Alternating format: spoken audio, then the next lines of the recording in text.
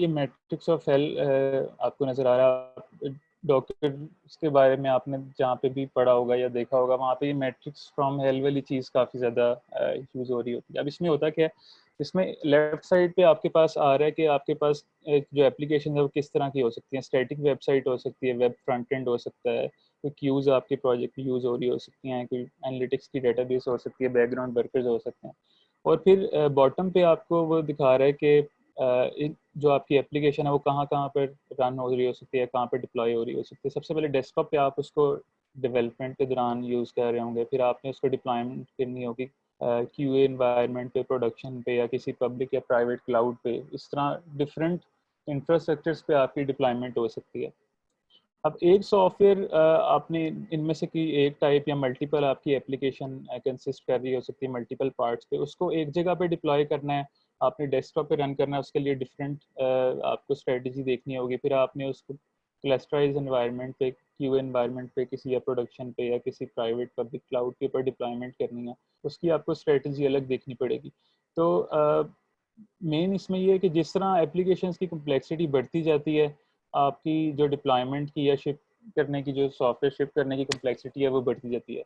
Secondly, application itself जो होती है उसके अलावा आपको कुछ चीज़ें और भी चाहिए होती हैं उसको रन करने के लिए, ठीक है। कुछ डिपेंडेंसीज होती हैं, कुछ लाइब्रेरीज होती हैं। फॉर एग्जांपल, आपने रूबी ऑन रेल्स में कोई प्रोजेक्ट डेवलप किया है और उसको आपने रूबी के स्पेसिफिक वर्जन के ऊपर डेवलप किया। अब जहाँ जहाँ आपने डिप्लॉयमेंट करनी है, आपको मेक श्योर करना पड़ेगा कि यार रूबी का ये वाला वर्जन यूज़ हुआ हो, या आपने अगर पीएचपी पे डेवलप किया तो पीएचपी का ये वाले वर्जन पे मैंने डेवलप किया है। तो जहाँ जहाँ डिप्लॉयमेंट होनी है वहाँ पे आपको ये कंसिस्टेंसी मेंटेन करनी पड़ेगी कि जो जो उस सॉफ्टवेयर को रन करने के लिए आपकी डिपेंडेंसीज हैं वो इंस्टॉल्ड हों और उसी वर्जन पे इंस्टॉल्ड हों जो आपने डेवलपमेंट के दौरान यूज़ किए, वरना चीज़ें ब्रेक कर सकती हैं। तो ये चीज़ जो है काफ़ी कॉम्प्लेक्स कर देती है जो सॉफ्टवेयर की डिप्लॉयमेंट है या शिपमेंट है।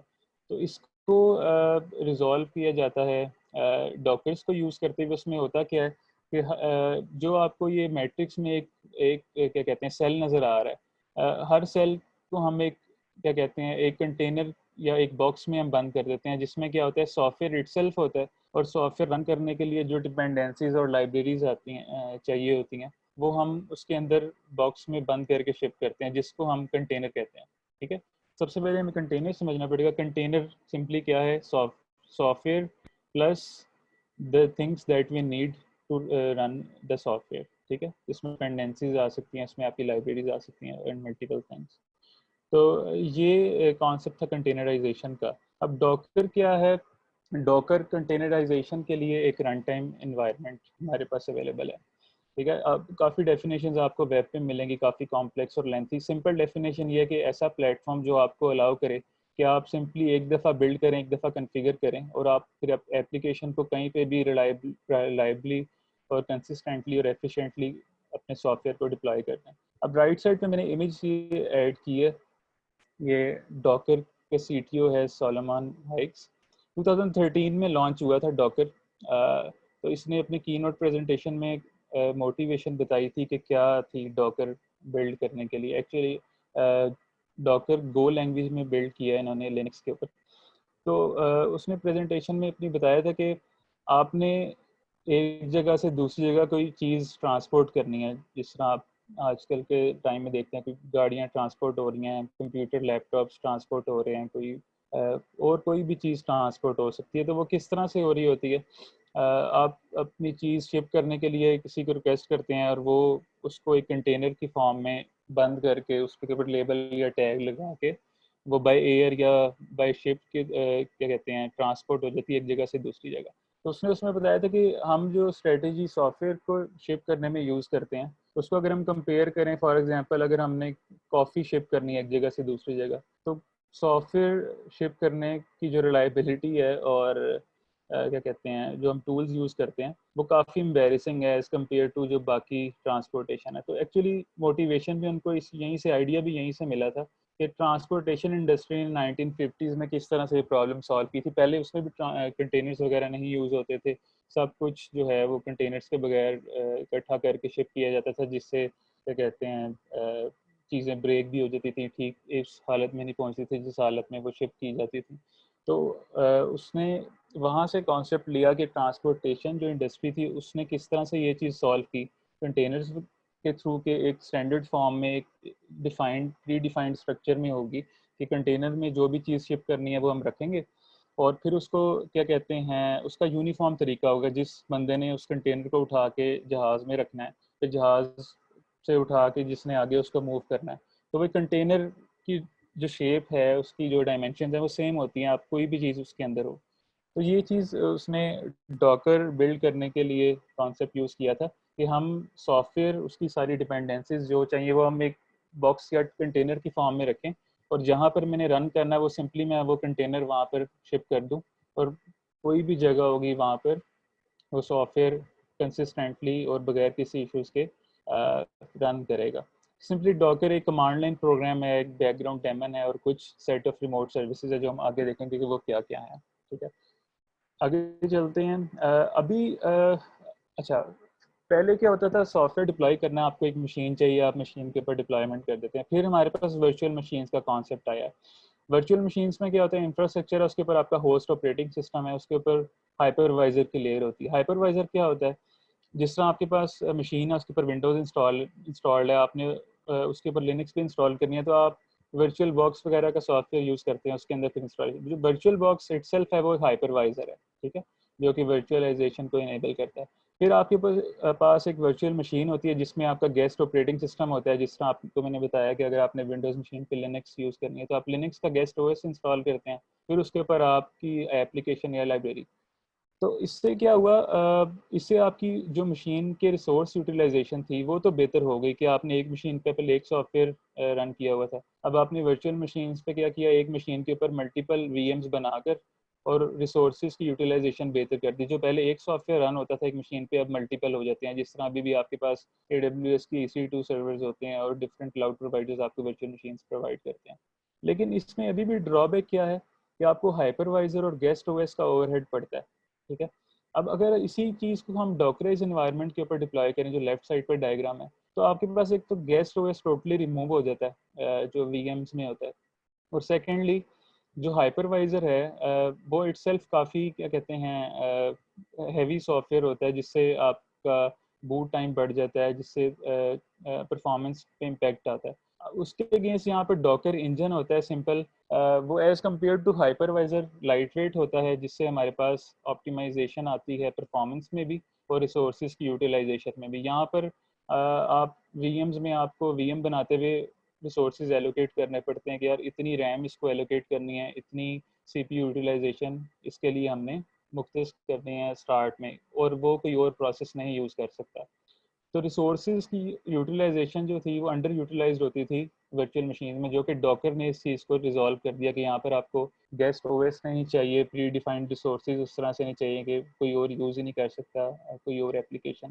तो ये चीज़ थी, इसको हम टेबुलर फॉर्म में देख लेते हैं कि जो हमने पिछली स्लाइड में देखा। अब जिस तरह गेस्ट ओएस रिमूव हो गया, हाइपरवाइजर की जगह डॉकर इंजन आ गया, तो obviously Docker is lightweight as compared to VM, क्योंकि उसमें चीज़ें कम इन्वॉल्व हैं जो कि टाइम लैग इंक्रीज करती हैं। फिर दूसरा डिफरेंस क्या है, कंटेनराइज एनवायरनमेंट में या डॉकराइज एनवायरनमेंट में क्या होता है, सारी एप्लीकेशंस या सारे कंटेनर्स आपका होस्ट ऑपरेटिंग सिस्टम शेयर कर रहे होते हैं। जिस तरह यहाँ पे आप देखते हैं कि ऑपरेटिंग सिस्टम आपका एक ही है होस्ट का।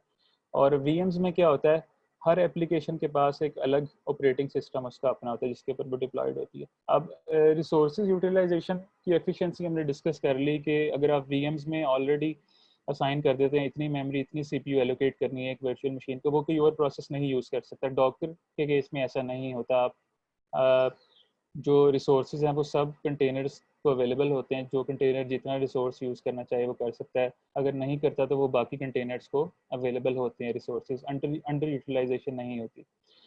उसके बाद स्टार्टअप टाइम है। अब उसमें क्योंकि वीएम्स में हमारे पास हाइपरवाइजर भी इन्वॉल्व है, गेस्ट ओएस भी इन्वॉल्व है, तो उसका स्टार्टअप टाइम ऑलवेज जो है वो डॉकर से ज़्यादा होगा, क्योंकि डॉकर के केस में अगेन वो वाली चीज़ें नहीं इन्वॉल्व, तो वो फास्ट होगा उससे। जो यहाँ पे लास्ट डिफरेंस हमने मेंशन किया हुआ है, डॉकराइज एनवायरनमेंट में आपके पास ऑपरेटिंग सिस्टम लेवल पे प्रोसेस आइसोलेटेड होते हैं, जबकि VMs में तो आपके पास एक वर्चुअल मशीन ही डिफरेंट होती है जिसका सॉफ्टवेयर रन हो रहा था, तो आपके पास हार्डवेयर लेवल पे प्रोसेस आइसोलेट होते हैं। तो ये मेन डिफरेंस है। ये लास्ट वाले डिफरेंस को हम थोड़ा डिटेल में देखना कि ये अचीव किस तरह होता है ओएस लेवल पे, जो प्रोसेस आइसोलेशन वाला कॉन्सेप्ट है। उसके लिए लिनक्स की अंडरलाइंस दो तीन चीज़ें यूज़ होती हैं, नेम स्पेसेस और सी ग्रुप्स। नेम स्पेसेस क्या होते हैं? नेम स्पेसेस इसलिए यूज़ होते हैं कि जो आपके कंटेनर्स हैं उनके लिए एक आइसोलेटेड वर्क स्पेस क्रिएट करनी होती है आपके लिनक्स कर्नल में, ठीक है। ताकि एक कंटेनर, जिस तरह ये राइट साइड वाली डायग्राम है, कंटेनर 1 2 3, एक कंटेनर दूसरे कंटेनर के रिसोर्सेज या क्या कहते हैं नेम स्पेस में इंटरवीन ना करे, तो उसको सेपरेट या आइसोलेट रखने के लिए नेम स्पेसेस यूज़ होते हैं। तो डॉकर हर कंटेनर के लिए कुछ नेम स्पेसेस क्रिएट करता है जो कुछ यहाँ पे लिस्टेड हैं। प्रोसेस आईडी के लिए, नेटवर्किंग के लिए, इंटर प्रोसेस कम्युनिकेशन के लिए, डिस्क माउंटिंग के लिए और कर्नल आइसोलेट करने के लिए। तो कुछ जो हैं वो नेम स्पेसेस डॉकर हर कंटेनर के लिए क्रिएट करता है एक आइसोलेटेड वर्क स्पेस डेवलप करने के लिए। उसके बाद क्या होता है, सेकंड चीज़ यहाँ पर सी ग्रुप्स। सी ग्रुप्स क्या होता है कि जो आपके फिजिकल हार्डवेयर रिसोर्सेज हैं उनको कंटेनर्स के दरमियान आपने शेयर करना है, और जो एक कंटेनर यूज़ कर रहा है रिसोर्स को दूसरे कंटेनर को यूज़ करने से रोकना है। तो ये चीज़ है। अब उसमें क्या क्या चीज़ें आ सकती हैं? सीपीयू आ सकता है, मेमोरी, डिस्क ऑपरेशन आ सकते हैं। तो सी ग्रुप्स बने होते हैं, उसमें हर सी ग्रुप को पता होता है कि सीपीयू मेमोरी का कितना कितना शेयर मुझे अवेलेबल है, और दूसरे जो कंटेनर्स को एलोकेटेड है वो उसको यूज़ नहीं कर सकता एक कंटेनर उस अपने कंटेनर के अलावा। तो ये नेम स्पेसेस और सी ग्रुप्स का मेन कॉन्सेप्ट है। अब यहाँ पे डायग्राम में आपको नज़र आ रहा है कि एक नेम स्पेस क्रिएटेड है कंटेनर के लिए, उसके अगेंस्ट जो कॉरेस्पॉन्डिंग सी ग्रुप्स क्रिएटेड किए हुए हैं कर्नल ने, वो उन्हीं को ही यूज़ करेगा, ठीक है। ये बेसिक कॉन्सेप्ट था कि किस तरह से ओएस लेवल पे रहते हुए प्रोसेस की आइसोलेशन अचीव की जाती है डॉकराइज एनवायरनमेंट में। उसके बाद डॉकर कंपोनेंट्स पे आ जाते हैं। तीन मेन कंपोनेंट्स होते हैं, क्लाइंट होता है, एक डॉकर होस्ट होता है और एक रजिस्ट्री होती है। क्लाइंट का क्या काम होता है? क्लाइंट ने सिर्फ होस्ट के साथ इंटरेक्ट करना होता है, उसको इंस्ट्रक्शंस देनी होती हैं, ये कर दो, ये कर दो। और वो दो तरह से हो सकती हैं, एक एपीआई के थ्रू हो सकता है, secondly CLI command line interface के थ्रू हो सकता है। सेकंड जो मेन काम होता है वो डॉकर होस्ट पे होता है। होस्ट के ऊपर आपका डॉकर इंजन रन कर रहा होता है, जो हमने अभी डायग्राम में देखा था कंपैरिजन में कि डॉकर इंजन रन कर रहा होता है, और डॉकर इंजन बैकग्राउंड में एक डॉकर डेमन रन कर रहा होता है जो कि सारे टास्क परफॉर्म कर रहा होता है, डॉकर डेमन। अब अगर क्लाइंट उसको कहता है कि कोई एक इमेज से कंटेनर रन कर दो, इमेजेस और कंटेनर्स की टर्म्स हम आगे डिटेल में देखेंगे कि क्या होती हैं, लेकिन यहाँ पे मैं एग्जांपल के लिए बता रहा हूँ कि क्लाइंट डॉकर होस्ट को कोई भी रिक्वेस्ट करता है कि यार इमेज क्रिएट कर दो, इमेज से कंटेनर रन कर दो, इमेज को रजिस्ट्री से पुल करके ले आओ, पुश कर दो। ये सारा काम डॉकर डेमन परफॉर्म कर रहा होता है डॉकर इंजन में, ठीक है। थर्ड जो कंपोनेंट है वो हमारा रजिस्ट्री है। रजिस्ट्री सेम सिंपल रेपोजिटरी की तरह, जिस तरह आपके पास गिटहब की रेपोजिटरी होती है कोड, सोर्स कोड मेंटेन करने के लिए, तो यहाँ पर हमारे पास डॉकर इमेजेस मेंटेन करने के लिए रेपोजिटरी है जिसको हम रजिस्ट्री कहते हैं। वो डिफरेंट टाइप्स की, उसमें से एक हम आगे जाके देखेंगे जिसको डॉकर हब कहते हैं। अच्छा, अब कॉन्सेप्ट्स पे आ जाते हैं। सबसे पहले इमेजेस। इमेज क्या होता है? एक रीड ऑनली टेम्पलेट होता है। आपने आईएसओ इमेजेस देखे होंगे, सॉफ्टवेयर इंस्टॉलेशन के लिए आईएसओ इमेजेस यूज़ होते हैं। ये उसी तरह की चीज़ है लेकिन काफ़ी लाइट वेट है आईएसओ इमेजेस से, ठीक है। इसमें मेनली क्या है कि कंटेनर क्रिएट करने के लिए एक रेसिपी है। अब हमने स्टार्ट में डिस्कस किया था कि कंटेनर में क्या होता है, सॉफ्टवेयर और उसकी डिपेंडेंसीज जो उसको रन करने के लिए चाहिए होती हैं। तो उसको कंटेनर को क्रिएट करने के लिए जो हम स्टेप्स या रेसिपी हम कह सकते हैं, वो इमेज में हम बिल्ड कर देते हैं। इमेज क्रिएट किस तरह होता है? कुछ कमांड्स के थ्रू होता है जिसको हम इंस्ट्रक्शंस कहते हैं, और वो इंस्ट्रक्शंस हम एक स्पेशल टाइप की फाइल में प्लेस करते हैं जिसको हम डॉकर फाइल कहते हैं, ठीक है। और नेक्स्ट स्लाइड में हम जाके देखते हैं कि डॉकर फाइल क्या है। अब सिंपल अगर हम देखें, आपने अपने सोर्स कोड को डॉकराइज करना है तो आपको एक उसमें डॉकर फाइल ऐड करनी पड़ेगी, उसमें कुछ इंस्ट्रक्शंस लिखनी पड़ेंगी, उन इंस्ट्रक्शन से आपका डॉकर इमेज क्रिएट हो जाएगा, ठीक है। अब ये राइट साइड पे आपको एक क्या कहते हैं, इमेज की एक डायग्राम नज़र आ रही है। इमेज जो है वो लेयर्स की फॉर्म में बिल्ड होता है, ठीक है। जो हम इंस्ट्रक्शंस ऐड करते जाते हैं डॉकर फाइल में, उस हर एक इंस्ट्रक्शन के अगेंस्ट एक एक लेयर ऐड होती जाती है। फॉर एग्जांपल, सबके पास सबसे पहले आपके पास ये बूट फाइल सिस्टम है जो आपको सी ग्रुप्स और नेम स्पेसिस के थ्रू एक इमेज को आइसोलेट करता है दूसरे से। उसके बाद आपके पास बेस इमेज होता है जिस बेस के ऊपर आप अपनी एप्लीकेशन रन कर रहे हैं, ठीक है। वो हम आगे जाके देखते हैं कि क्या क्या हो सकता है। फिर एक इंस्ट्रक्शन है ऐड ईमैक्स, फिर एक इंस्ट्रक्शन है ऐड अपैचे। इस तरह डिफरेंट आपकी इंस्ट्रक्शंस हो सकती हैं। आपने कुछ इंस्टॉलेशन करनी है, npm इंस्टॉल करना है आपने, अपाचे इंस्टॉल करना है आपने, एपगेट के थ्रू कुछ अपडेट करना है, कुछ इंस्टॉल करना है, कुछ भी तरह के इंस्ट्रक्शंस हो सकते हैं, तो वो आप एक डॉकर फाइल में ऐड करते हैं कि ये मेरी इंस्ट्रक्शंस हैं जिसके थ्रू मेरा कंटेनर बिल्ड होना चाहिए, और उसका एक इमेज क्रिएट हो जाता है। अभी जो लेयरिंग वाला कॉन्सेप्ट है कि हर एक इंस्ट्रक्शन के अगेंस्ट एक लेयर ऐड होती जाती है और लेयर्स के थ्रू बिल्ड होता है, ये लिनक्स का एक यूनियन फाइल सिस्टम है, वो ये लेयरिंग का फीचर प्रोवाइड करता है, जो लेयर्स के थ्रू हम इमेज बिल्ड कर सकते हैं। और जो एक इमेज होता है उसकी तमाम लेयर्स रीड ऑनली होती हैं एक्सेप्ट जो टॉप मोस्ट लेयर है। टॉप मोस्ट लेयर आपके पास रीड राइट होती है, उस पर रीड भी हो सकता है, राइट भी हो सकता है, क्योंकि वो कंटेनर लेयर होती है। जब इमेज के थ्रू एक कंटेनर रन हो जाता है तो टॉप पे एक राइटेबल लेयर हमारे पास अवेलेबल होती है जिसमें हम राइट भी कर सकते हैं। उसके अलावा जितनी हमारे पास लेयर्स हैं वो रीड ऑनली लेयर्स होती हैं। नेक्स्ट हमारे पास डॉकर फाइल है। जिस तरह मैंने आपको बताया, आपने अपना सोर्स कोड डॉकराइज करना है, डॉकर इमेज क्रिएट करना है, तो आपको डॉकर फाइल चाहिए होगी। डॉकर फाइल एक स्पेशल टाइप की फाइल है जिसकी एक्सटेंशन कोई नहीं होती, सिंपल डॉकर फाइल होती है। बाय डिफ़ॉल्ट इसका नाम ये सिंपल डॉकर फाइल होता है, डी कैपिटल बाकी स्मॉल कैप्स में सारे, लेकिन आप डिफरेंट कर सकते हैं, ठीक है। अगर आप डिफरेंट करते हैं तो आपको इमेज बिल्ड करते हुए बताना पड़ता है कि मेरी डॉकर फाइल किस पाथ पे और किस नाम से अवेलेबल है। अगर आप डिफ़ॉल्ट नेम यूज़ करते हैं तो आपको नहीं देना पड़ता पाथ, ठीक है। अब ये एग्जांपल मैंने ऐड की है यहाँ पे डॉकर फाइल की, जो कि एक node.js के प्रोजेक्ट को डॉकराइज करने के लिए, ठीक है। ये डॉकर फाइल वेरी करती है प्रोजेक्ट टू प्रोजेक्ट, के एक जावा का जो प्रोजेक्ट है उसको डॉकराइज करने के लिए एक डिफरेंट, बिल्कुल एक डिफरेंट किस्म की होगी, उसमें शायद कम इंस्ट्रक्शन है, वो हम आगे जाके देखते हैं डेमो में। तो सबसे पहले आपके पास फ्रॉम की कमांड होती है। फ्रॉम क्या करती है, आपके पास बेस इमेज प्रोवाइड करती है जिसके ऊपर आपकी एप्लीकेशन रन होनी है, ठीक है। मोस्टली ये आपके पास लिनक्स की बहुत थिन डिस्ट्रीब्यूशंस होती हैं, और ये हमारे पास पब्लिकली डॉकर हब पे अवेलेबल होती हैं। डॉकर डेमन वहाँ से पुल करके लाता है और फिर उसके ऊपर ये बाकी इंस्ट्रक्शंस राइट करता है। अब हमारे पास बेस इमेज एक सिंपल लिनक्स की कोई एल्पाइन की डिस्ट्रीब्यूशन हो सकती है, कोई डेबियन की डिस्ट्रीब्यूशन हो सकती है, कोई रेड हैट की हो सकती है। तो यहाँ पे नोड की एक यूज़ हुई हुई है जो कि ऑफिशियल node.js के प्रोजेक्ट्स के लिए इमेज प्रोवाइडेड है डॉकर हब पे। तो हम कह रहे हैं कि यार फ्रॉम बेस इमेज मेरा होगा नोड के नाम से, जो डॉकर हब पे अवेलेबल होगा वो पुल करके लेगा, उसके ऊपर वो क्या नेक्स्ट इंस्ट्रक्शन एग्जीक्यूट करेगा, एक वर्किंग डायरेक्टरी क्रिएट करेगा यूएसआर सोर्स और ऐप पे जाके, ठीक है। वर्क dir की इंस्ट्रक्शन क्या करेगी, एक वर्किंग डायरेक्टरी क्रिएट कर देगी।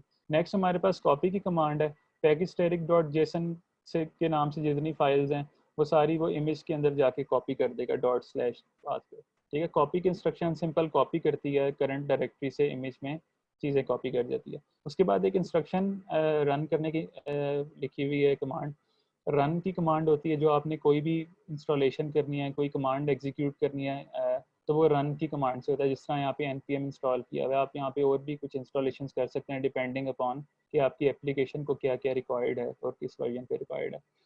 उसके बाद node.js के लिए आपको क्योंकि पूरा सोर्स कोड क्या कहते हैं कॉपी करना होगा इमेज के अंदर, तो कॉपी की कमांड क्या कर रही है, सिंपली जितना सोर्स कोड है, जितनी फाइल्स हैं वो इमेज के अंदर कॉपी कर रही है कॉपी की कमांड से। नेक्स्ट हमारे पास एक्सपोज की इंस्ट्रक्शन है। एक्सपोज क्या करती है कि आपका कंटेनर जब रन हो रहा है एक डॉकराइज्ड एनवायरनमेंट में, तो आपने उसको होस्ट के थ्रू एक्सेस करना है, तो किस पोर्ट के ऊपर उसे एक्सेस करेंगे, ठीक है।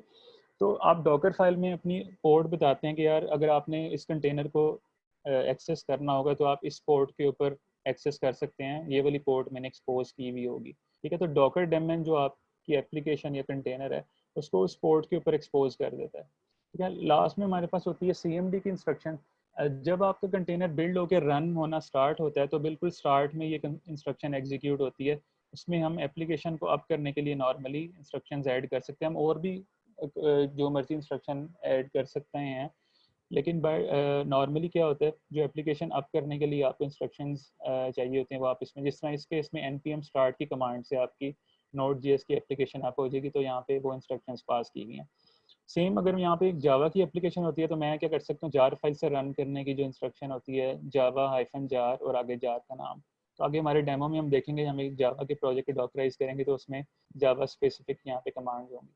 एक चीज़ मैं इसमें ऐड कर देता हूँ, यहाँ पे CMD की जो इंस्ट्रक्शन है इसके साथ एक ऑल्टरनेट इंस्ट्रक्शन होती है एंट्री पॉइंट की। एंट्री पॉइंट और CMD में बेसिक डिफरेंस ये है कि एंट्री पॉइंट जो है वो हमेशा एग्जीक्यूट होती है, ठीक है।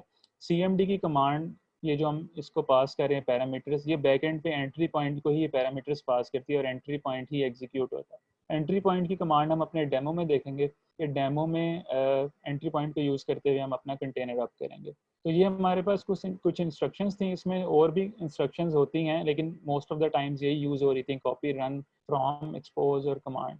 आर्ग्यूमेंट्स वगैरह की होती हैं वो हम डेमो में देख लेंगे। बाकी मोर और लेस यही कमांड यूज़ हो रही होती हैं एक सोर्स फाइल से एक डॉकर इमेज क्रिएट करने के लिए। लास्ट जो थी हमारे पास इमेज और डॉकर फाइल के बाद वो कंटेनर्स है। कंटेनर सिंपली क्या है, एक इमेज का रनिंग इंस्टेंस है। इसकी एग्जांपल हम इस तरह ले सकते हैं, हम कोड जब लिखते हैं हम एक क्लास क्रिएट करते हैं, फॉर एग्जांपल स्टूडेंट की क्लास है। अब वो क्लास एक टेम्पलेट है कोई भी इंस्टेंस क्रिएट करने का, तो हम जो इमेज है उसकी एग्जांपल उस क्लास को कंसीडर कर सकते हैं कि वो एक, जिस तरह क्लास एक टेम्पलेट होता है, इमेज हमारे पास टेम्पलेट है, और उस इमेज से जब हम एक इंस्टेंस रन करते हैं कंटेनर की फॉर्म में, तो उसी तरह जिस तरह हम स्टूडेंट की क्लास का एक इंस्टेंस बना लेते हैं, जिस तरह हम एक क्लास के मल्टीपल इंस्टेंसेस क्रिएट कर सकते हैं, इसी तरह हम एक डॉकर इमेज से मल्टीपल कंटेनर्स रन कर सकते हैं। ठीक है, तो एंड टू एंड हमारे पास फ्लो क्या होता है, आपके पास सोर्स कोड है, आपने एक डॉकर फाइल लिखी जिसमें इंस्ट्रक्शंस लिखी कि किस तरह से मेरा इमेज बिल्ड होना है, उन इंस्ट्रक्शंस के थ्रू डॉकर इमेज बिल्ड हो जाता है, और उस इमेज को जब हम रन करते हैं तो एक डॉकर कंटेनर रन हो जाता है। ये एंड टू एंड हमारे पास फ्लो होता है। Chair, just a quick interruption. If anybody has any question, please ask. I think there's a question in chat window. So let's take care of that question. जी बताएं क्या question है। Anik, you can read it in the chat window.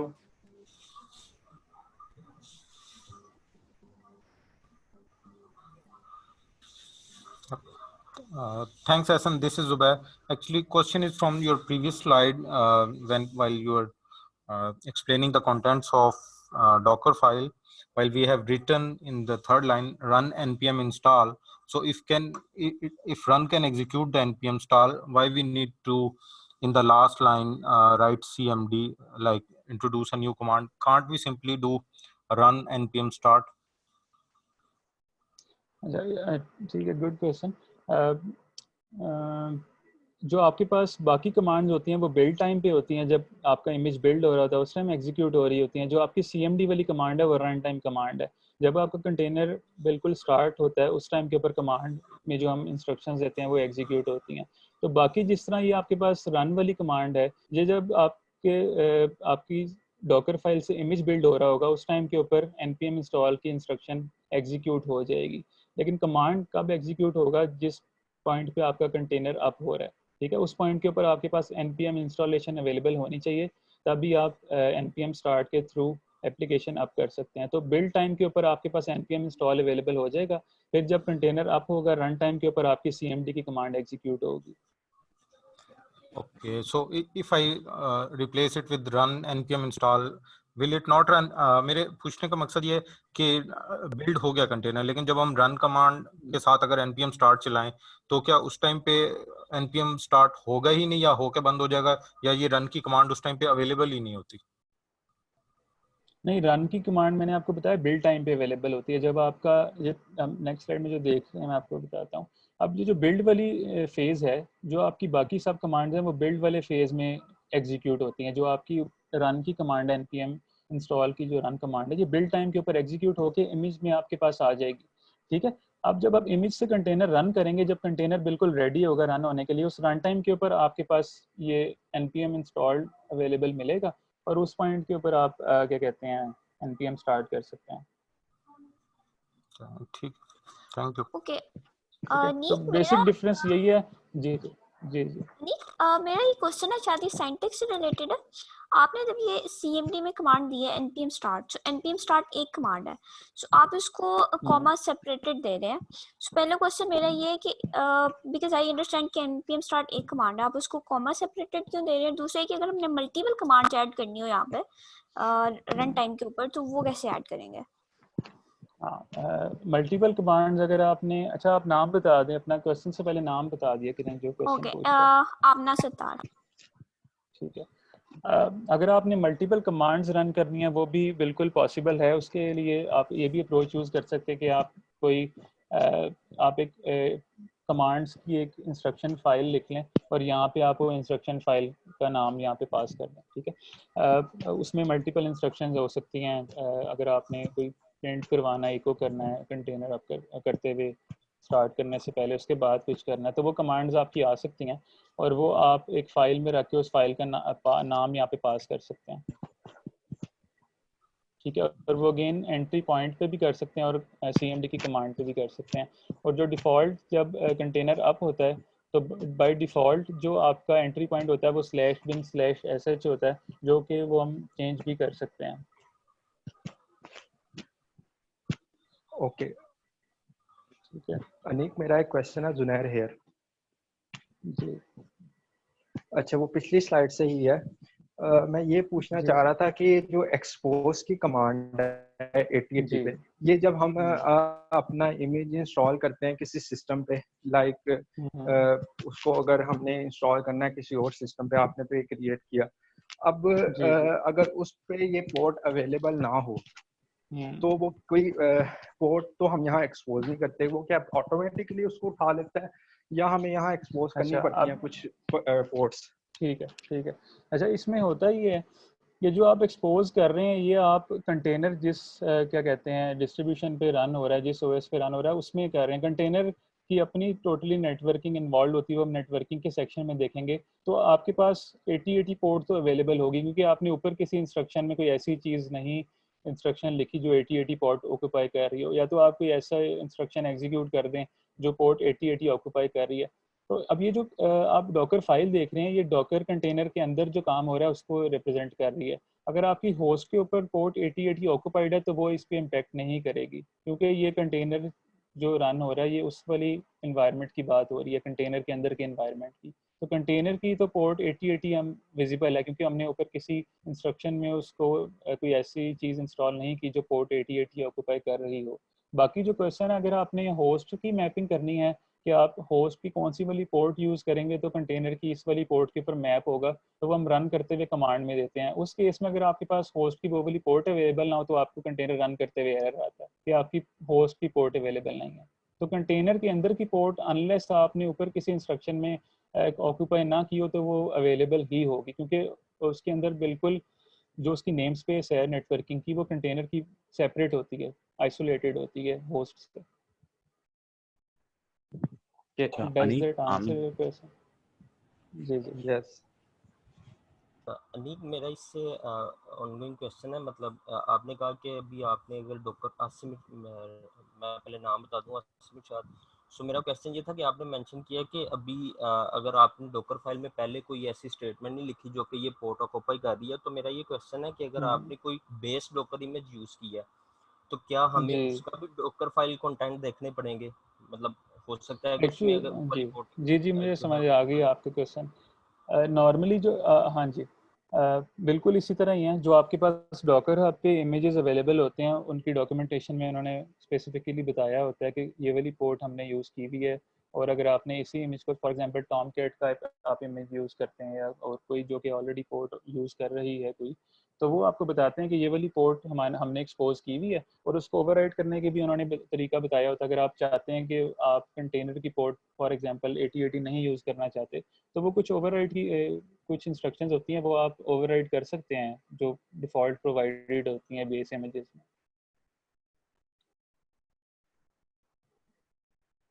ठीक है, should be move on.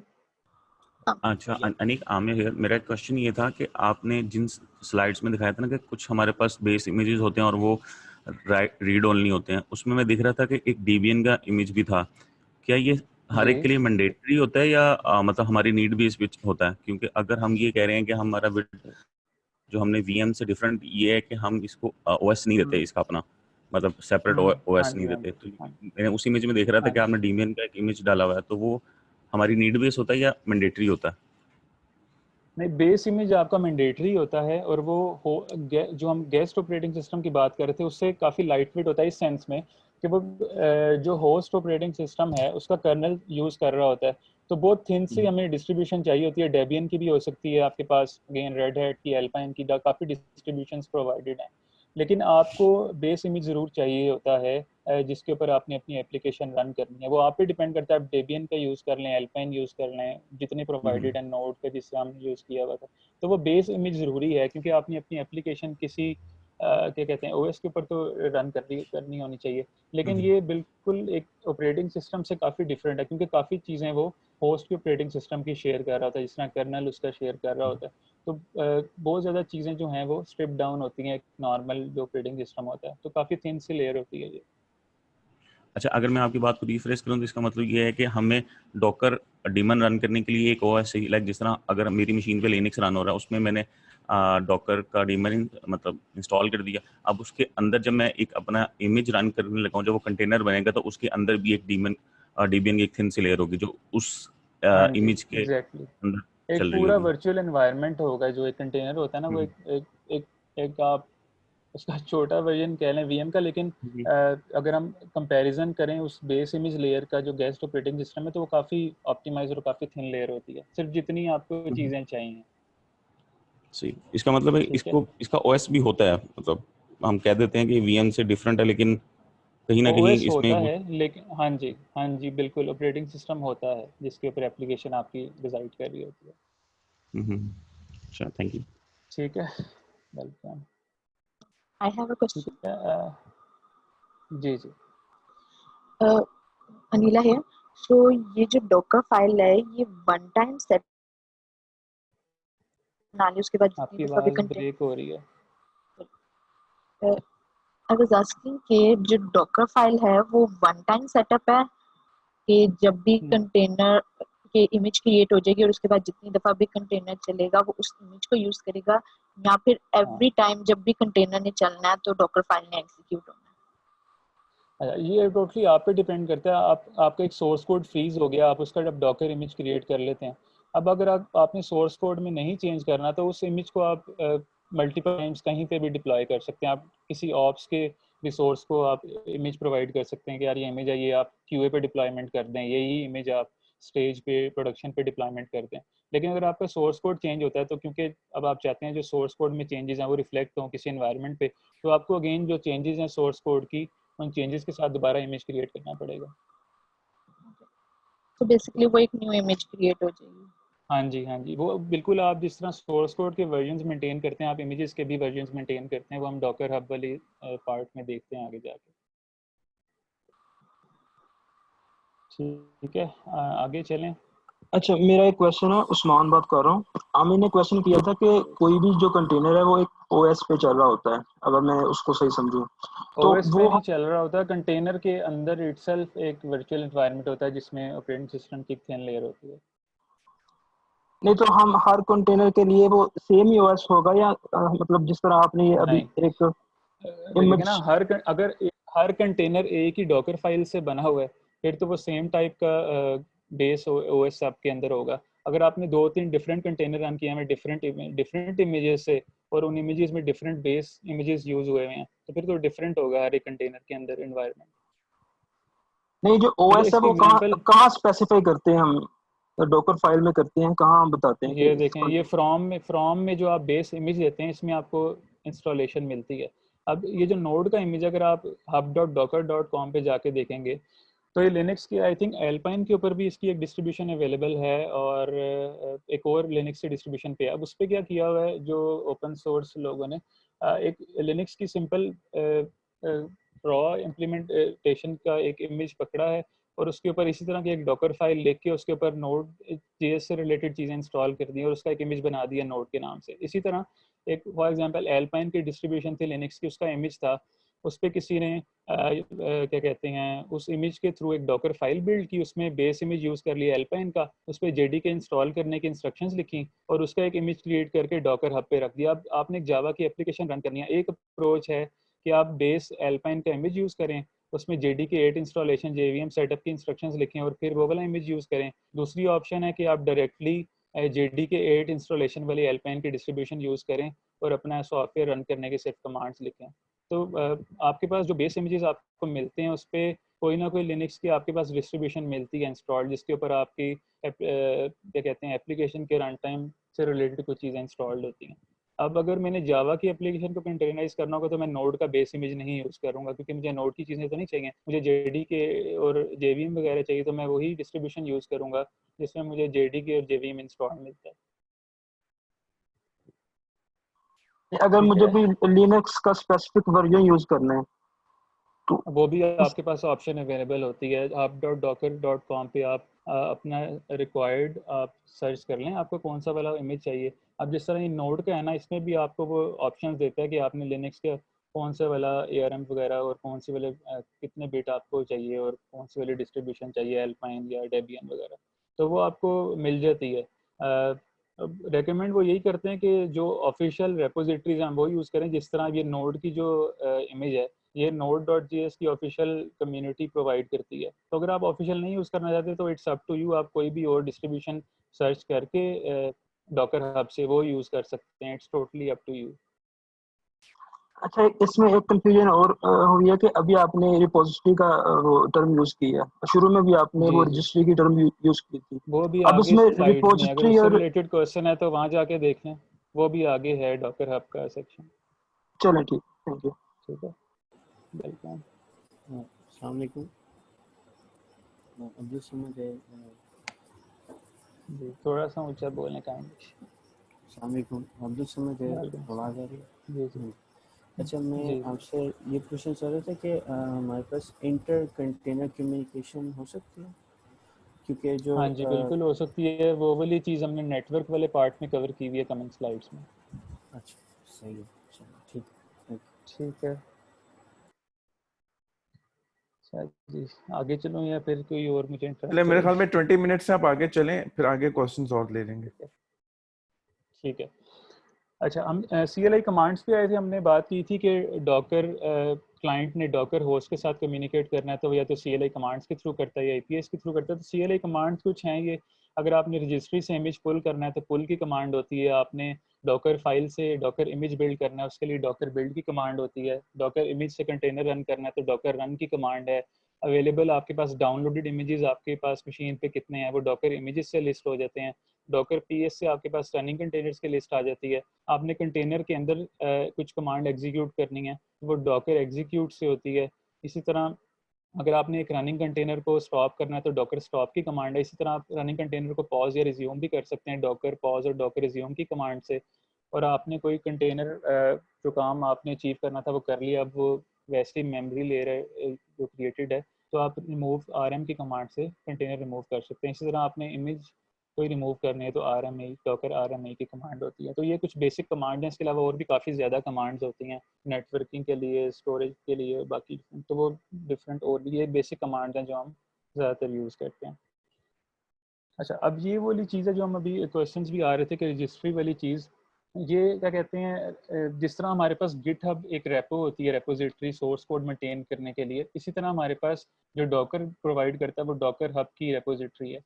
इसके ऊपर आप public images जो आपके पास शेयर्ड हैं वो भी आप एक्सेस कर सकते हैं। आप अपना कोई इमेज बना के पब्लिकली अवेलेबल करना चाहते हैं वो भी कर सकते हैं। और अगर आपके प्रोजेक्ट स्पेसिफिक कोई प्राइवेट रेपोजिटरी आप क्रिएट करना चाहते हैं अपने प्रोजेक्ट की और वो विद इन द टीम आप शेयर करना चाहते हैं, जिस तरह सेम गिटहब वाला कॉन्सेप्ट है कि आप ऑर्गेनाइजेशंस क्रिएट कर लेते हैं, रेपोजिटरीज क्रिएट कर लेते हैं, फिर टीम्स क्रिएट करके टीम्स के आपस में आप शेयर कर देते हैं सोर्स कोड। इसी तरह डॉकर हब के ऊपर आप इमेजेस की वर्जनिंग मेंटेन करके आप with in the team share कर सकते हैं इमेजेस। डॉकर हब आपको ऑटोमेटेड वर्कफ्लोज भी प्रोवाइड करता है।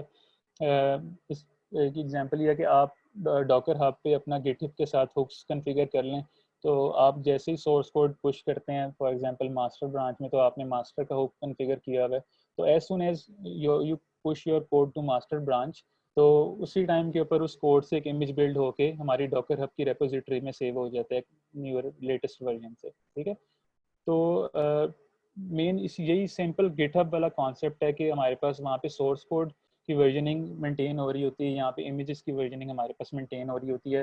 प्राइवेट और पब्लिक दोनों रेपोजिटरीज होती हैं और बाय डिफ़ॉल्ट जो फ्रॉम की कमांड से डॉकर डेमन पुल करके लाता है इमेज, वो डॉकर हब से पुल करके ला रहा होता है। ठीक है, और उसके अलावा जो डिफरेंट प्रोवाइडर्स हैं उनकी अपनी स्पेसिफिक और भी रेपोजिटरीज हो सकती हैं। ठीक है, अगर हम AWS को देखें तो उनकी ECR है, अमेजॉन कंटेनर रजिस्ट्री, जहाँ पे वो इमेजेस आप होस्ट कर सकते हैं। इस तरह और भी काफ़ी अवेलेबल हैं रजिस्ट्रीज। ठीक है, आगे चलते हैं।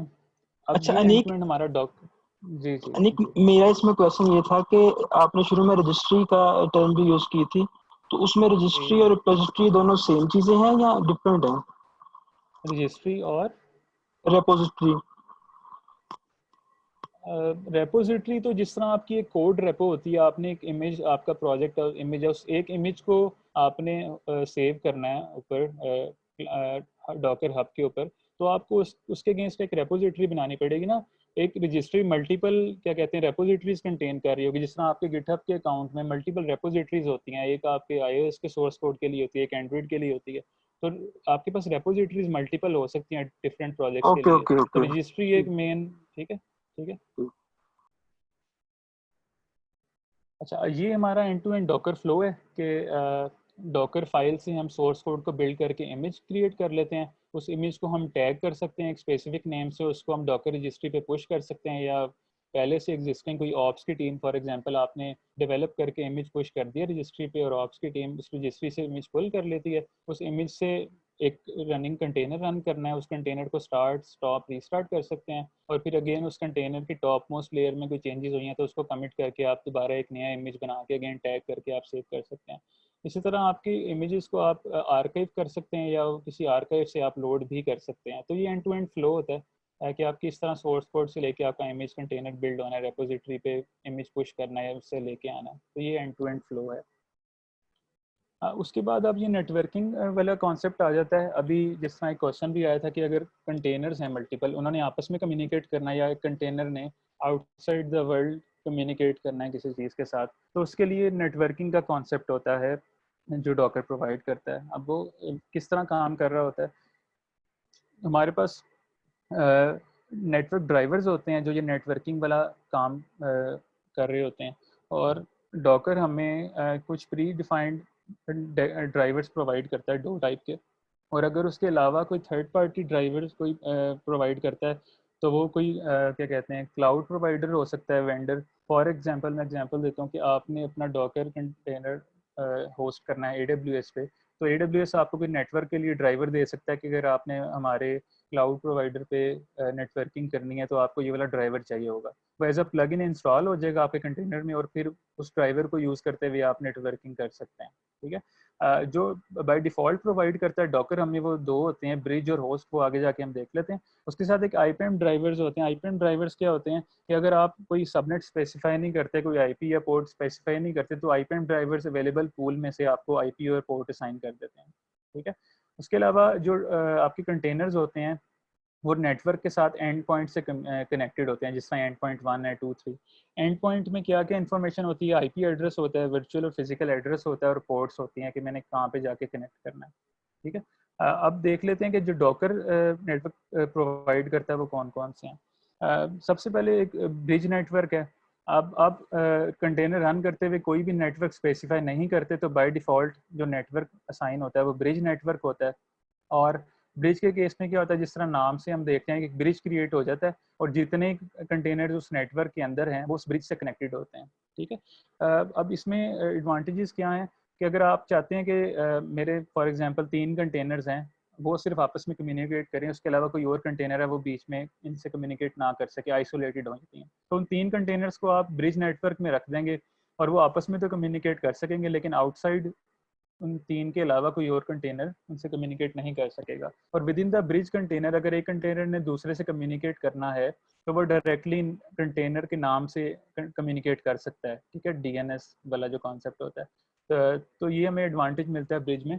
फॉर एग्जांपल आपकी ये 2 कंटेनर्स हैं, एक के ऊपर आपकी DB की कोई सर्विस MySQL की सर्विस आप हुई हुई है और दूसरे पे आपकी कोई वेबसाइट है जो कि डेटाबेस यूज़ कर रही है। तो उसने जब DB की सर्विस को यूज़ करना होगा तो सिंपली उसके, अगर ये वाला कंटेनर मैंने DB के नाम से आप किया हुआ है तो सिंपल DB को यूज़ करते हुए वो इस कंटेनर के साथ कम्युनिकेट कर सकेगा। IP स्पेसिफिकली उसको असाइन IP मेंशन नहीं करना पड़ेगा। ठीक है, अगर आपने होस्ट से किसी कंटेनर को पिंग करना है, फॉर एग्जांपल इस वाले को, तो आप ये स्पेसिफाइड IP के थ्रू होस्ट से पिंग कर सकते हैं उस कंटेनर को। ठीक है, और दूसरी चीज़ है अगर आउटसाइड द वर्ल्ड कम्युनिकेट करना है कंटेनर में, उसके लिए आपको क्या कहते हैं डॉकर से बाहर आके लिनक्स कर्नल के लेवल पे कुछ चीज़ें सेट करनी पड़ती हैं आपको आईपी फॉरवर्डिंग के लिए, ठीक है। आपको आईपी टेबल्स की में पॉलिसी अपडेट करनी पड़ती है और लिनक्स कर्नल में आपको आईपी फॉरवर्डिंग अलाउ करनी पड़ती है, फिर आपका कंटेनर आउटसाइड वर्ल्ड कम्युनिकेट कर पाता है, ठीक है।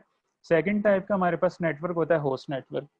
अगर हम होस्ट नेटवर्क यूज़ करना चाहते हैं तो हमें स्पेसिफाई करना पड़ता है कंटेनर रन करते हुए कि इस नेटवर्क की टाइप होस्ट है जिसमें ये कंटेनर रन हो रहा है, ठीक है। ये डिफरेंट किस तरह है ब्रिज नेटवर्क से, इसमें क्या होता है, जो कंटेनर होता है वो आपकी होस्ट की नेटवर्किंग की नेम स्पेस को यूज़ कर रहा होता है। इसका मतलब क्या है कि जो आपके पास होस्ट के पास आईपीज़ और पोर्ट्स अवेलेबल हैं उन्हीं पोर्ट्स को यूज़ करेगा आपका कंटेनर, ठीक है। तो ये जो कंटेनर और होस्ट की नेटवर्क आइसोलेशन है ये ख़त्म हो जाती है। जो आपके पास अवेलेबल पोर्ट्स और सबनेट्स हैं हमारे पास होस्ट के पास हैं वही अवेलेबल होंगे कंटेनर के पास। और इस केस में क्या होता है कि अगर आप पोर्ट मेंशन नहीं करते कि मैंने इस पोर्ट के साथ मैप करना है होस्ट और कंटेनर की पोर्ट को, तो बाय डिफ़ॉल्ट वो अवेलेबल पोर्ट्स में से कोई पोर्ट असाइन कर देता है और जिस पोर्ट के ऊपर कंटेनर रन हो रहा होगा आपकी होस्ट के ऊपर भी उसी पोर्ट के ऊपर वो आपको अवेलेबल होगा। फॉर एग्जांपल जिस तरह 8080 एक्सपोज की हुई है इस कंटेनर ने पोर्ट, तो जब आप कंटेनर रन करेंगे बेशक आप रन करते हुए पोर्ट मैपिंग दे दें कि होस्ट की आप 9000 पोर्ट यूज़ करें इसकी 8080 के साथ, लेकिन आपको वो वार्निंग देगा और आपकी होस्ट की ही 8080 वाली पोर्ट को यूज़ करते हुए उसको मैप करेगा। और इस केस में एक क्वेश्चन भी ये वाला आया था, इस केस में अगर आपकी होस्ट की 8080 पोर्ट अवेलेबल नहीं है तो वो आपका कंटेनर रन नहीं होगा क्योंकि इसने आपकी होस्ट वाली ही पोर्ट्स को यूज़ करना है होस्ट नेटवर्क के केस में। ये बेसिक डिफरेंस है होस्ट और ब्रिज नेटवर्क में। अब हम एक सिंपल सा डेमो देख लेते हैं जो चीज़ें हमने डिस्कस की हैं इमेजेस वगैरह बिल्ड करने वाली।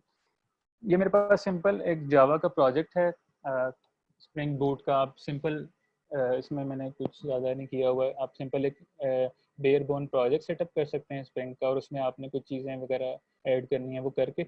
अब ये मेरी डॉकर फाइल है, इसमें सिंपल 4 इंस्ट्रक्शन है। पहली वाली इंस्ट्रक्शन क्या कर रही है, बेस इमेज यूज़ करिए ओपन जेडीके का और ओपन जेडीके का वो वाला इमेज यूज़ करिए जिसका टैग या नेम 8 जेडीके एल्पाइन है। इसमें क्या है कि लिनक्स की एल्पाइन की डिस्ट्रीब्यूशन है जिसमें मुझे जेडीके 8 इंस्टॉल्ड मिलती है, ठीक है। बेस इमेज में ये यूज़ कर रहा हूँ। फिर एक आर्ग्यूमेंट की इंस्ट्रक्शन है, ये हमने उस डॉकर फाइल में नहीं देखी थी। इसका पर्पज़ क्या होता है, इस पूरी डॉकर फाइल में मैंने जिस तरह आप सोर्स कोड में एक वेरिएबल डिक्लेयर करते हैं, मैंने डॉकर फाइल में एक वेरिएबल डिक्लेयर कर लिया jar_file के नाम से और उसको मैंने कहा टारगेट के अंदर जो .jar की एक्सटेंशन से मेरे पास जार फाइल है उसका यहाँ पे मेरे पास नेम आ जाएगा। अभी टारगेट में मेरे पास ये एक मेरे पास जार फाइल है, ठीक है। नेक्स्ट इंस्ट्रक्शन में क्या हो रहा है कि इस नाम से जो जार फाइल है वो कॉपी हो जाए मेरी इमेज में app.jar के नाम से, ठीक है। तो ये आपके पास जो इमेज है उसमें आपके पास जार फाइल कॉपी हो जाएगी। उसके बाद हमने डिस्कस किया था कि CMD या एंट्री पॉइंट, तो यहाँ पे एंट्री पॉइंट मैंने यूज़ कर लिया, हम CMD भी यूज़ कर सकते हैं। उसमें क्या किया हुआ सिंपल एक जार से जिस तरह एप्लीकेशन ऐप होती है वो वाली इंस्ट्रक्शन हमने लिख दी है java-jar और जो इस नाम से हमने application.jar रखी थी, ठीक है। इसको हम पहले रन कर लेते हैं। उससे पहले मैं आपको सिंपल एक कंटेनर रन करके दिखाता हूँ, हेलो वर्ल्ड कंटेनर, ठीक है। डॉकर रन की कमांड हमने देखा था इमेज से कंटेनर रन करने के लिए होती है। रन किया मैंने, इमेज का नाम मैंने दे दिया हेलो वर्ल्ड।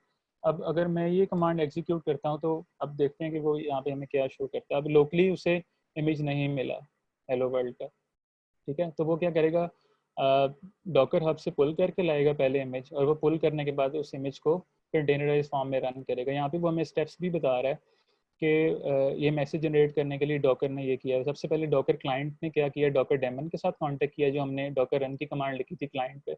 इसने जाके डॉकर डेमन के साथ कांटेक्ट किया। डॉकर डेमन ने इमेज पुल किया है डॉकर हब से, ठीक है। इमेज का नाम हेलो वर्ल्ड यहाँ पे हमने मेंशन किया था, उस नेम के इमेज से उसने डॉकर हब से इमेज पुल किया है। उसके बाद डॉकर डेमन ने एक कंटेनर अप कर दिया है उस इमेज से और फिर क्या किया, उस कंटेनर ने कुछ आउटपुट की हुई थी, ये जो हमें सारा मैसेज नज़र आ रहा है ये उस कंटेनर ने अपने क्या कहते हैं आउटपुट की हुई थी उस एप्लीकेशन से जो उसमें रन हो रही है। और फिर डॉकर डेमन ने उस एप्लीकेशन की जो आउटपुट थी वो हमारे टर्मिनल के ऊपर आउटपुट कर दिया। तो ये उसने बैकग्राउंड में स्टेप्स किए हैं ये रन करने के लिए। अब अगर हमने देखा था डॉकर इमेजेस की कमांड होती है, उसमें अवेलेबल इमेजेस हमारे पास विजिबल होते हैं। तो 2 इमेजेस मेरे पास अवेलेबल हैं, एक मेरे पास हेलो वर्ल्ड का इमेज है और एक मेरे पास ओपन JDK का है जो हमारा बेस इमेज होगा नेक्स्ट में। तो ये इमेजेस की कमांड है। डॉकर ps-a से हम कंटेनर्स की लिस्ट दे सकते हैं जो अवेलेबल हैं। अभी हेलो वर्ल्ड का एक कंटेनर रन हुआ था, about a minute ago create हुआ था और वो एग्जिट हो गया था क्योंकि वो बैकग्राउंड कोई सर्विस नहीं थी, वो सिंपल आउटपुट करके और कंटेनर एग्जिट कर गया। अब हम जो हमने अपना सोर्स कोड देखा था जावा वाला, इसकी हम एक डॉकर फाइल बिल्ड करके क्विकली एक कंटेनर रन कर लेते हैं। तो अब आप देखें कि यहाँ पे सिंपल डॉकर फाइल के नेम से इमेज क्रिएटेड है, तो मुझे फाइल का पाथ नहीं देना पड़ेगा कि ये फाइल का पाथ या ये फाइल का नेम है। ठीक है, पहले मैं देख लेता हूँ कि यहाँ पे जिसमें मैं डायरेक्टरी में हूँ मेरे पास डॉकर फाइल अवेलेबल है। ठीक है, डॉकर बिल्ड की कमांड होती है डॉकर इमेज बिल्ड करने के लिए। -t से मैं इमेज का नेम देता हूँ, फॉर एग्जाम्पल डेमो इमेज, और उसके बाद क्योंकि मैं उसी डायरेक्टरी में हूँ जहाँ पे मेरी डॉकर फाइल है, उसका नेम भी सेम है, तो मैं सिंपल डॉट देता हूँ कि मैं इसी डायरेक्टरी में हूँ जहाँ पे डॉकर फाइल अवेलेबल है।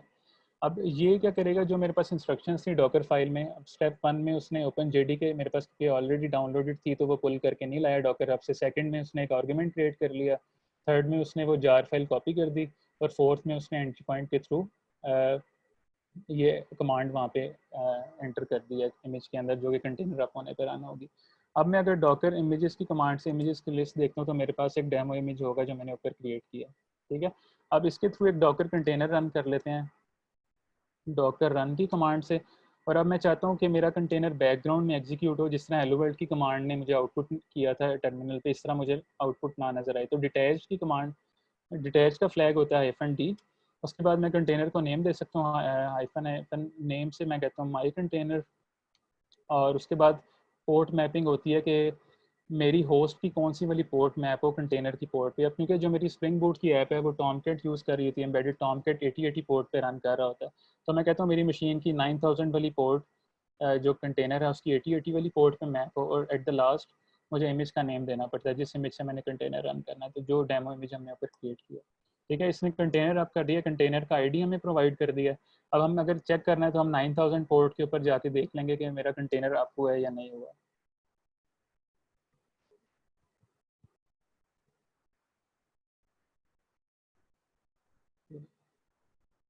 ठीक है, तो ये कंटेनर के अंदर से हमें आउटपुट नज़र आ रही है। अब अगर हम देखना चाहते हैं कि कंटेनर के लॉग्स वगैरह क्या हैं डिबगिंग पर्पसेस के लिए, तो क्या कहते हैं, हमारे पास लॉग्स की कमांड होती है जिसमें हम लॉग्स देख सकते हैं कंटेनर के।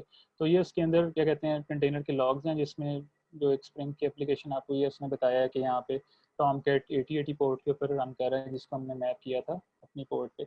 अगर आपने पोर्ट की मैपिंग देखनी है तो डॉकर पोर्ट की कमांड होती है, इसमें बता रहा है कि 8080 पोर्ट जो कंटेनर की है मेरे पास 9000 पोर्ट के ऊपर मैप्ड है। इसी तरह आपने कुछ काफ़ी डिटेल्स देखनी है अपने कंटेनर की, तो डॉकर इंस्पेक्ट की भी कमांड होती है जो आपको कंटेनर की काफ़ी ज़्यादा चीज़ें बता देती है कि उसमें क्या क्या चीज़ें यूज़ हो रही हैं। इसमें अगर हम नेटवर्क वाला पार्ट देखें, नेटवर्क सेटिंग्स में, तो हमने कहा था बाय डिफ़ॉल्ट नेटवर्क इसका ब्रिज होता है, और बाकी इसकी पोर्ट मैपिंग हम यहाँ पे देख सकते हैं जो हमने मैप की थी 8080 को 9000 पे। और उसके बाद यहाँ पे नेटवर्क्स में हम देख सकते हैं ब्रिज नेटवर्क है और उसकी सारी network ID, and point ID और बाकी नेटवर्क से रिलेटेड चीज़ें हैं। उसके अलावा भी काफ़ी ज़्यादा डिटेल्स कंटेनर के बारे में है जो आप यहाँ पे सारी डिटेल्स देख सकते हैं। ठीक है, तो ये हमारा था डेमो डॉकर से रिलेटेड। अब अगेन अगर डॉकर इमेजेस की लिस्ट देखें तो इमेजेस उतना ही हैं। अगर मैं अवेलेबल कंटेनर्स देखूँ तो मेरे पास एक कंटेनर हेलो वर्ल्ड वाला आप हुआ था, एक माई कंटेनर रन हो रहा है जो कि अबाउट अ मिनट पहले स्टार्ट हुआ था स्टेटस, और पोर्ट मैपिंग भी यहाँ पे नज़र आ रही है। तो इस तरह हम डिफरेंट चीज़ें कंटेनर की हम इंस्पेक्ट कर सकते हैं। तो that's all from my side. आगे फातिमा को मैं हैंड ओवर करूँगा, वो आगे कंटिन्यू करेंगे। I have a question here, Murid Hussain here. जी जी, जो डॉकर फ्लो वाला एंड पे कर लें, एट द एंड कर लें, ये वॉल्यूम्स वाला पार्ट क्विकली कवर कर लेते हैं, क्वेश्चंस हम एंड पे एंटरटेन कर लेंगे जो जो होंगे। ठीक है, okay sure. Thanks. Assalamu alaikum. I'm Fatima and I'll be covering Docker volumes. तो इसको हम quickly जो है वो go through कर लेते हैं। लेकिन before going into the details of volumes, let's go back a little bit जहाँ पे हमने images और container की बात की थी कि image जो है वो it's a collection of stack of layers which is created from the sequential instructions that we've given in the Docker file. जितनी भी ये layers हैं ये read only हैं, लेकिन when we have a running instance of this image, we have a running container. So what actually happens is that we are actually adding a thin writable layer on top of that, which we call as container layer. So throughout जो है वो हम for this thin read write layer हम container layer का जो term है वो use कर रहे होंगे. अब इस जो है वो इमेज के अंदर हम देख लेते हैं. ये जो फिगर हमें नजर आ रही है कि एक बेस इमेज है और उससे हमने मल्टीपल कंटेनर्स हैं वो रन किए हैं, तो इट्स हाईली प्रोबेबल कि जितने भी कंटेनर्स हैं उन सबकी डेटा स्टेट जो है वो डिफरेंट होगी, क्योंकि हर किसी की जो कंटेनर लेयर है वो सेपरेट है. सो अब होता ये है कि हमारे पास स्टोरेज ड्राइवर्स अवेलेबल होते हैं जो कि मैनेज कर रहे होते हैं कि कैसे ये लेयर जो है वो आपस में इंटरेक्ट कर रही हैं, और रनिंग कंटेनर के अंदर जो भी फाइल चेंजेस होती हैं that are stored on this container layer. Storage driver जो है वो मतलब उनकी इम्प्लीमेंटेशन जो है वो डिफरेंट हो सकती है, लेकिन जो कॉमन एक स्ट्रैटेजी है कॉपी एंड राइट के वो फॉलो करते हैं. कॉपी एंड राइट की स्ट्रैटेजी जो है वो ये कहती है कि फिर अगर हमें किसी फाइल के अंदर कोई मॉडिफिकेशन रिक्वायर्ड थी, लेट्स सपोज कि वो ये थर्ड लेयर के अंदर जो थी वो फाइल एग्जिस्ट करती थी, तो अगर उसके अंदर कोई मॉडिफिकेशन रिक्वायर्ड होगी तो होगा ये कि that file will get copied onto this container layer, उसके अंदर जो है वो मॉडिफिकेशन होगी. तो this is the copy and right strategy. अब यहाँ से हम देख सकते हैं कि सपोज अगर कंटेनर जो है वो 5 to 6 फाइल्स जो है उसके अंदर मॉडिफिकेशन करता है, तो all that files will get copied, और this is definitely going to increase the size of the layer. अब इस इनफ बैकग्राउंड के साथ I want everyone of you to see कि what problem this could arise जो हमने अभी देखा है. अच्छा, अब इसमें अभी रिसेंटली जो हमने एक चीज़ डिस्कस की कि फाइल्स हैं वो कॉपी होती हैं और उसमें जो है वो कंटेनर का साइज है वो इंक्रीज हो रहा होता है. तो जो राइट हैवी एप्लीकेशन जिनके अंदर ज़्यादा राइट ऑपरेशंस परफॉर्म हो रहे होंगे तो उसके लिए डेफिनेटली recommended. सेकेंड जो है वो देख लेते हैं कि कंटेनर लेयर है that's tightly coupled with the life cycle of container. इसका क्या मतलब है कि द मोमेंट कंटेनर स्टॉप्स, या तो जितनी भी ये कंटेनर लेयर के अंदर जो भी कंटेनर लेयर जो है वो एक्चुअली वैनिश हो जाती है, उसका जो भी फाइल स्टेट्स होंगी वो हमारे पास रिटेन नहीं रह रही होंगी और डेटा जो है वो परसिस्ट नहीं करेगा. अब लेट्स सपोज के मेरी जो फाइल मॉडिफिकेशंस हुई थी रनिंग कंटेनर के अंदर that was needed by another process, तो ये पॉसिबल नहीं होगा हमारे लिए कि हम वो फाइल्स जो हैं वो मॉडिफाइड डेटा स्टेट जो है वो अवेलेबल करवा सके टू सम अदर प्रोसेस. अब ये जो है वो कुछ इसके अंदर जो है वो इश्यूज आ सकते हैं. लेट्स सी के वॉल्यूम्स है वो हमें कैसे हेल्प करते हैं इस प्रॉब्लम को जो है वो सॉल्व करने के लिए.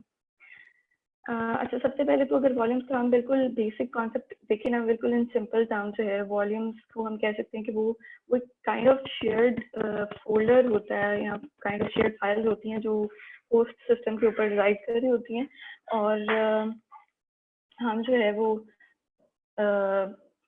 there's some noise in my mic. Okay, let me is it better now? जी प्लीज कंटिन्यू. हाँ जी. अच्छा, अब इसमें यह है कि वो काइंड ऑफ शेयर्ड फोल्डर होता है जो कि हम जो है वो होस्ट सिस्टम के ऊपर होता है जिसके अंदर कंटेनर्स हैं वो रन कर रहे होते हैं. तो उसका मतलब ये है कि that can be shared between host and container and also among multiple containers. तो ये जो है वो it's independent from the running container. अगर कंटेनर जो है वो एग्जिट भी कर जाता है तो फाइल्स जो हैं दे विल रिटेन. और हम इसका एक और एडवांटेज है वो बिल्कुल ऑब्वियस है कि it's not going to have any impact on the size of container. अब इसके अंदर जो है वो हम एक और चीज़ देखिए कि जो वॉल्यूम्स हैं they are residing on the host system. So what if के होस्ट जो है वो डाउन हो जाता है, इन दैट केस स्टिल हमारे पास जो है वो डेटा जो है वो परसिस्ट नहीं कर रहा होगा. तो इसके लिए भी एक एडवांस हमारे पास कॉन्सेप्ट है वॉल्यूम ड्राइवर्स का, जिसके अंदर they let us store the volumes on the remote host and as well as on the cloud storage. So इसके थ्रू जो है हम ये प्रॉब्लम भी सॉल्व कर सकते हैं कि हम होस्ट से भी, होस्ट के लाइफ साइकिल से भी डीकपल कर सकते हैं अपने वॉल्यूम स्टोरेज को. तो ये जो है वॉल्यूम का बिल्कुल स्लाइड से ओवरव्यू था. इसके अंदर जो है वो आगे मैं एक चीज़ है वो डिस्कस करना चाहूँगी वो ये है कि सिंस हमारा पर्पस ये है कि हमने डेटा जो है वो परसिस्ट करना है, सो उसके लिए डॉकर हमें दो सोल्यूशंस प्रोवाइड करता है। एक तो वॉल्यूम्स जो हम देख रहे हैं, लेकिन इसके अलावा भी होता है एक बाइंड माउंट का कॉन्सेप्ट। तो इसको हम बिल्कुल स्लाइड से देख लेते हैं कि क्या डिफरेंस है दोनों के अंदर। पर्पस जो है वो दोनों का सेम हम ले रहे होते हैं दोनों से। बाइंड माउंट जो है that is any file and can be anywhere on the whole system, लेकिन जो वॉल्यूम्स हैं they are specific to the Docker area. जैसे कि हम ये इमेज में भी देख रहे हैं कि जो है वो स्पेसिफिक डॉकर एरिया है, एंड इट मींस कि it's managed by docker itself, और any non docker process won't be able to make any changes in that area. So sometimes ये required होता है, sometimes नहीं भी होता। So जब हम चाहते हैं कि ऐसा ना हो तो we can always use bind mounts, और इसका ये concept है कि हमारे होस्ट सिस्टम पे कहीं पर भी कोई फाइल जो है वो पड़ी हुई है तो we can always go and mount that bind on the running container, और वो जो है फाइल्स को अवेलेबल हो जाएंगी। डॉकर एरिया की जिस तरह से हमने बात की तो विंडोज और लिनक्स में इसके जो है वो डिफॉल्ट पाथ है वो मेंशन है। तो ये कुछ कॉन्सेप्ट है। इसके बाद जो है वो कमांड्स देखने के बजाय क्विकली जो है वो हम डेमो की तरफ ही आ जाते हैं सीधा। इसमें जो है वो हम देख सकते हैं कि वॉल्यूम जो है वो माउंट करवाने के लिए we have two options available. एक जो है वो -v का फ्लैग होता है और एक -- माउंट का। तो पर्पस जो है वो दोनों से सेम अचीव हो रहा होता है, लेकिन -mount we can say it has more increase readability, जिसमें हम सोर्स और डेस्टिनेशन आप देख सकते हैं कि सेपरेटली हमने मेंशन किया हुआ है। तो क्विकली जो है वो हम यही काम कर लेते हैं कि इसको रन कर लेते हैं कंटेनर को। Let's name it container 1।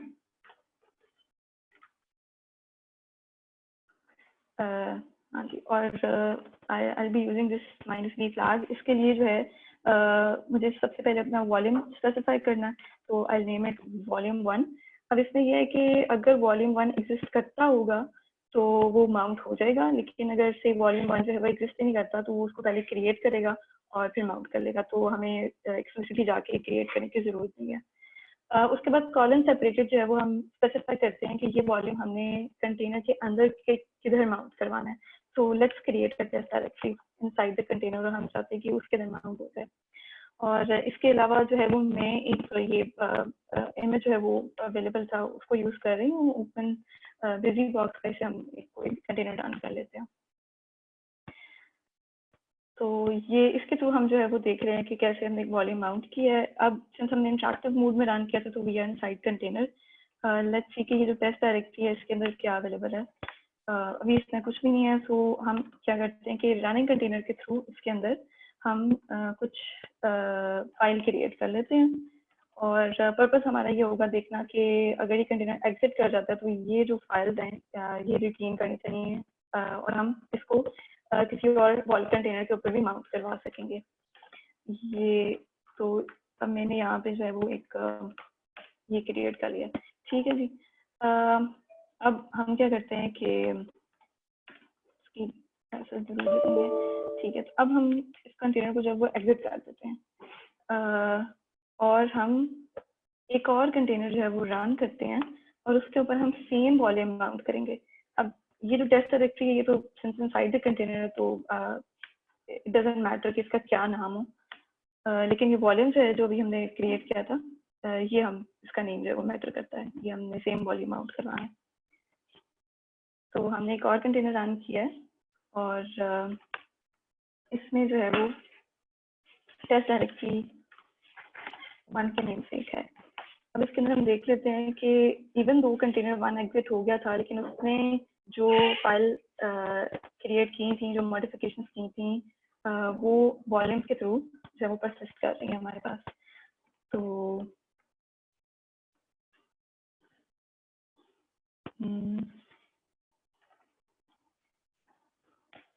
ये जो है कुछ इसकी जो है वो चीजें थी जो कि हम देख रहे हैं।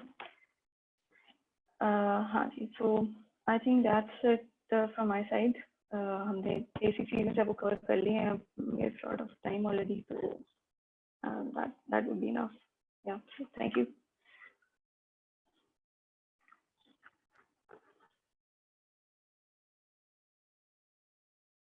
जी, let's move to questions. I think कोई पहले क्वेश्चन कर रहे थे थोड़ी देर पहले, जिनसे रिक्वेस्ट की थी टू होल्ड ऑन। जी मुरीद ने क्वेश्चन था, मुरीद का कोई। Yes thank you. मेरा क्वेश्चन जो है वो एक्चुअली जो डॉकर फ्लो था उससे रिलेटेड था। उसमें हमने पुश और पुल का कंसेप्ट देखा है। तो मेरा क्वेश्चन ये था कि जब एक डॉकर में हमने एक चीज पुश कर दी है, उसके बाद नेक्स्ट टाइम मैं जी आवाज आ रही है मेरी? जी जी आ रही है। अच्छा, मेरा क्वेश्चन ये था कि जब हम कोड को रीडिप्लॉय या दोबारा पुश करेंगे रिपोजिटरी पे, तो जो उसके अंदर ओएस है जो स्टॉकर में, क्या वो दोबारा वो भी पुश होगा या जो सिर्फ चेंजेस हैं कोड के अंदर वो डिप्लॉय होंगी और पुश होंगी? तो इससे रिलेटेड आप थोड़ा बता दें। अच्छा, अगर आप इमेज क्रिएट करके इमेज पुश करते हैं तो जो आपका इमेज का साइज़ होगा आपका उतनी साइज़ की फाइल मूव होगी। अगर आपने डॉकर आपके साथ, जिस तरह मैंने बताया था, गिटहब इंटीग्रेट किया हुआ कि जैसे ही आप कोड पुश करते हैं किसी एक ब्रांच में और वो ऑटोमेटिकली कोड पुल करके इमेज क्रिएट करता है, तो उस केस में आपको मैनुअली पुश नहीं करना पड़ेगा इमेज। वो डॉकर हब ऑटोमेटिकली आपकी गिटहब की रेपो से एक सोर्स कोड लेके डॉकर फाइल से इमेज बिल्ड कर लेगा। लेकिन आपकी जो एक इमेज होता है, हर एक इमेज में जितनी इंस्ट्रक्शंस हमने डॉकर फाइल में लिखी हुई हैं, और वो सारी इंस्ट्रक्शंस लेयर्स की फॉर्म में हर इमेज में अवेलेबल होती हैं, चाहे आप एक ही सोर्स कोड से 5 इमेजेस बना लें।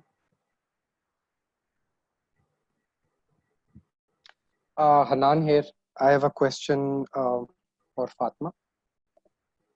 अभी आपने वॉल्यूम्स के मुतालिक फातिमा बात की।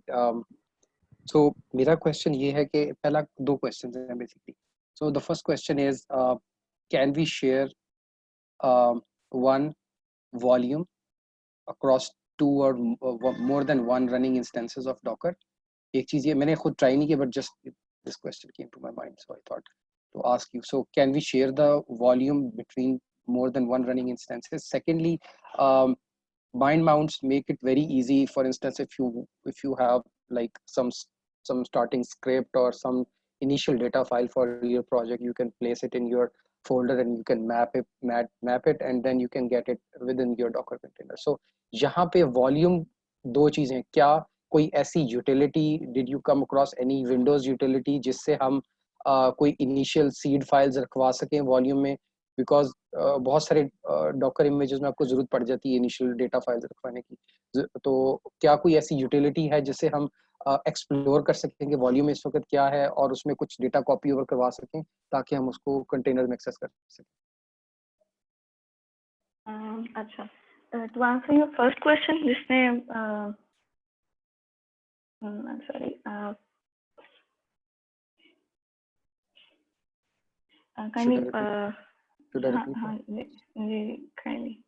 So the first question was, can we share one volume between more than one running instances of Docker? क्या वो share कर सकते हैं इस volume को? हाँ जी, exactly.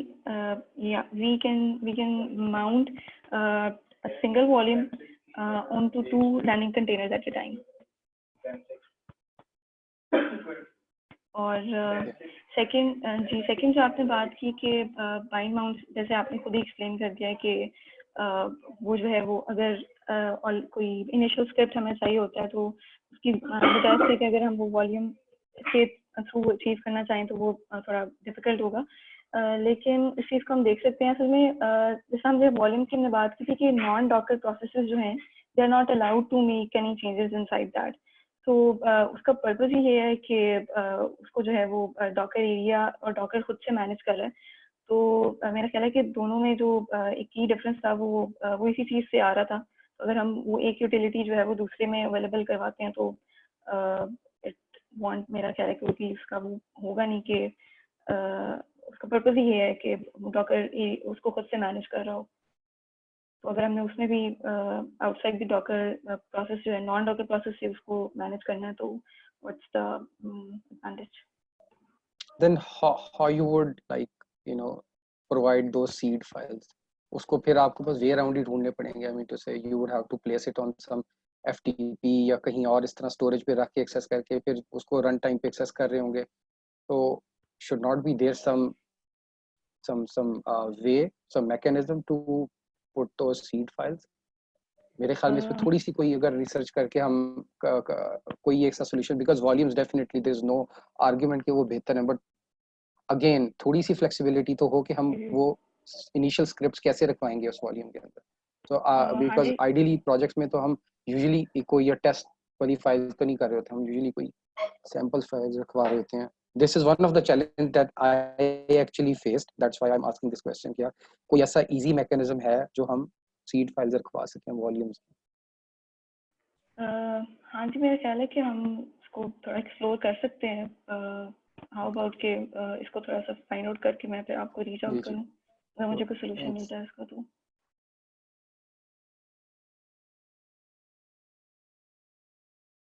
Hi Nick, मेरा एक क्वेश्चन है, it's a bit of basic question. वो ये कि क्या कंटेनर का अभी तक जो मुझे मेरी अंडरस्टैंडिंग है, कंटेनर का जस्ट लिनक्स का वर्जन अवेलेबल है, और जब हम इसको विंडोज़ 10 पे इंस्टॉल करते हैं, अगर 10 के ऊपर विंडोज़ को इंस्टॉल कर सकते हैं, उसकी रीज़न ये है कि 10 में लिनक्स का लाइट वेट वर्जन अवेलेबल है। तो क्या विंडोज़ का इंस्टॉलर अवेलेबल है डॉकर के लिए, या रिकमेंडेड अप्रोच चाहिए कि हमें लिनक्स के ऊपर ही इसको इंस्टॉल करना चाहिए?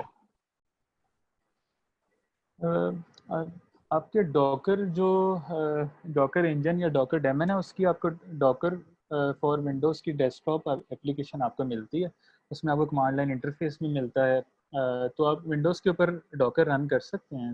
अभी फातिमा ने जो आपको एग्जांपल दी है वॉल्यूम्स की, वो आई थिंक फातिमा विंडोज़ पे ही कर रही थी Docker container run. No, the question is sorry, question ये था कि डॉकर हम कर सकते हैं विंडोज पे, बट अगेन उसको विंडोज के ऊपर भी एक लिनक्स का एनवायरनमेंट चाहिए होता है, लाइट वेट एनवायरनमेंट, जो कि विंडोज 10 अवेलेबल बाय डिफॉल्ट देता है। अगर हम विंडोज इसे बैकवर्ड, विंडोज की एक स्पेशल वर्जन है विंडोज का, उसके अपवर्ड अवेलेबल है, उसके बिलो भी अवेलेबल नहीं है, उन्होंने दिया हुआ है। तो क्या आई मीन लिनक्स इसके लिए कंपलसरी है?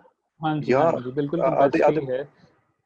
कंपल्सरी है, उसकी रीज़न ये है कि स्टार्ट में मैंने आपको बताया था कि जो ओएस लेवल पे प्रोसेस आइसोलेशन होती है, वो अचीव होती ही लिनक्स की अंडरलाइन सी ग्रुप्स और नेम स्पेसिस के थ्रू है। तो अगर लिनक्स नहीं अवेलेबल होगा तो वो अचीव नहीं होगी चीज़। राइट। Okay, thank you. मेरे ख्याल में सेशन को फॉर्मली यहाँ पे जो कंक्लूड कर लेते हैं, और उसके बाद whoever wants to stay on and ask questions, they are most welcome to do that. Sure. All right.